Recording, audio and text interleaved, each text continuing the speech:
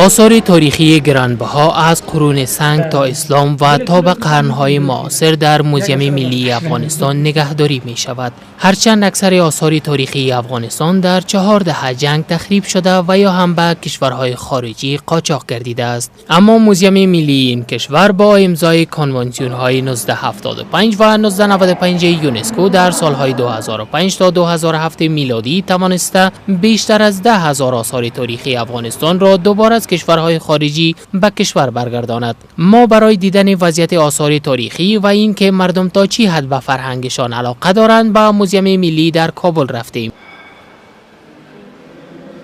با وجود آن که شماره اندکی از افراد در دهلیزهای این موزیم دیده می شد، در ابتدا با یاقوتچا باشنده ولسوالی چرخ ولایت لوگر روبرو شدیم که وی با شمار زیادی از دوستان همسال دیگرش به این موزیم آمده بود.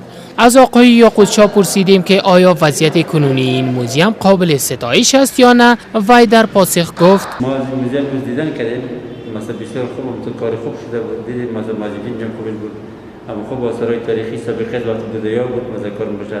همین کسی که دیگه بودی کده بودن مثلا کسی توجه نکرده که به خارجش نبردن. خوش شدیم مثلا کار مثلا دولت خود خوش شدیم که چیزای تاریخی نگاه کنن به خاطر نسل آینده ما باشه مثلا. شبانه چکزی نیز که با شوهر و یک پسرش از شهر هرات به کابل آمده بود، در مورد این که از دیدن آثار تاریخی در این موزیم تا چی حد لذت میبرد در صحبت با رادیو آزادی چنین گفت: بسیار چیزای دیدم تاریخی و خصوص که برای ما بسیار زیاد جالب بود، دیدنی بود. تلفن آقای کرزی که ما دیدمش بسیار زیاد برای ما جالب تمام شده بود، مقبول بود.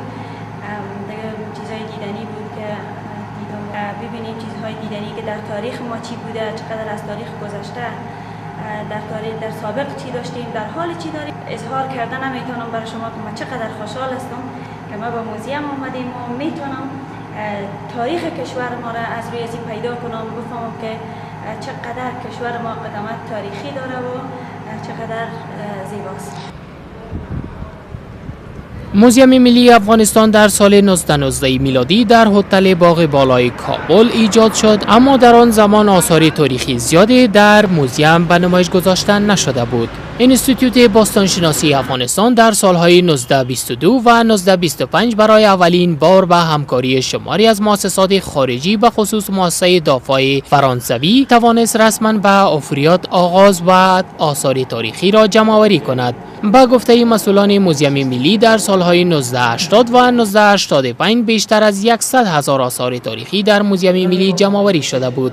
در حال حاضر موزیم ملی افغانستان در دارالمان کابل موقعیت دارد و شمار زیادی از آثار تاریخی در این محل برای اتباع افغان و توریستان به نمایش گذاشته شده است. نورآقا نوری مسئول بخش کریوتران موزیم ملی افغانستان که به گفته خودش وظیفه معرفی آثار تاریخی به مراجعین را دارد میگوید که این موزیم بعد از رژیم طالبان دوباره در سال 2004 میلادی بر روی علاقمندان آن باز شد و تاکنون پیشرفت‌های قابل توجه داشته است.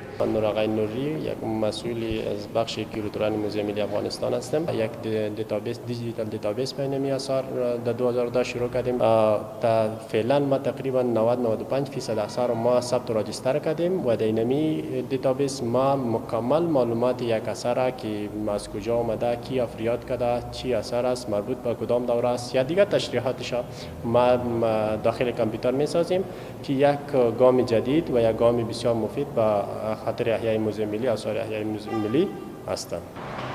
از آقای نوری خواستیم تا شماره از این آثار را برای ما به معرفی بگیرد و وی هم به معرفی آثار آغاز کرد. یک دیگه است که از قندهار به دست آمده و در موزیم ملی در 1925 آمده و این خطایی که شما می‌بینید این مربوط از یک مدرسه به دست آمده. این مشهور به کتیبه رباتک است، یکی از مشهورترین کتیبه از دوره کوشانی هست، مربوط به دوره کوشانی ها میباشه. از رباتک سمنوار به دست آمده.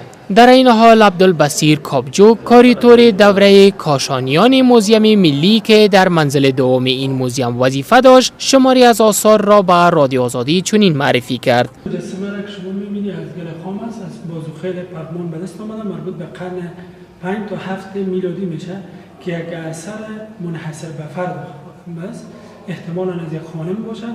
در قسمت سرش شما میبینید گل ها است که یک اثر بسیار ناب است. و این اثر که شما میبینید از حوزه مسینک است که یک تحفه دهنده است، احتمالاً تحفه دهنده باشد که یک اثر بسیار ناب و یک خانم هست که در حالت تحفه دادن احتمالاً به همون معبد خود باشد. در این حال یحیی محب‌زاده معاون موزیم ملی افغانستان در صحبت با رادیو آزادی گفت که در عرصه جمع‌آوری آثارهای تاریخی این کشور تلاش‌های زیادی صورت گرفته است.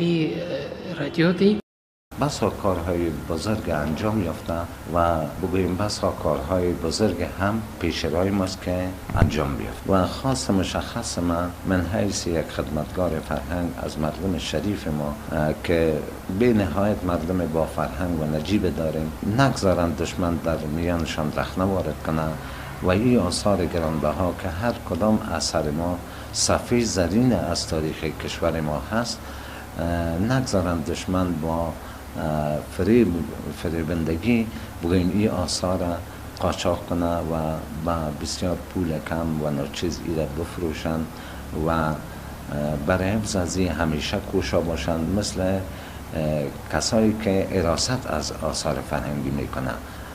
امیدوار هستم که تمام مردم ما همه مثل موزیم دارا در حراست و حفاظت آثار باستانی و تاریخ کهن افغانستان کوشا باشند.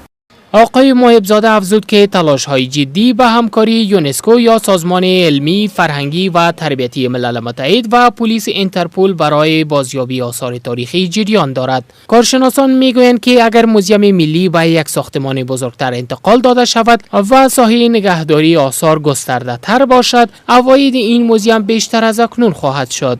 در این حال مقامات وزارت اطلاعات و فرهنگ میگویند که کار بالای ساختمان جدید این موزیم جریان دارد و در آینده های نزدیک موزیم ملی با آن ساختمان انتقال داده خواهد شد.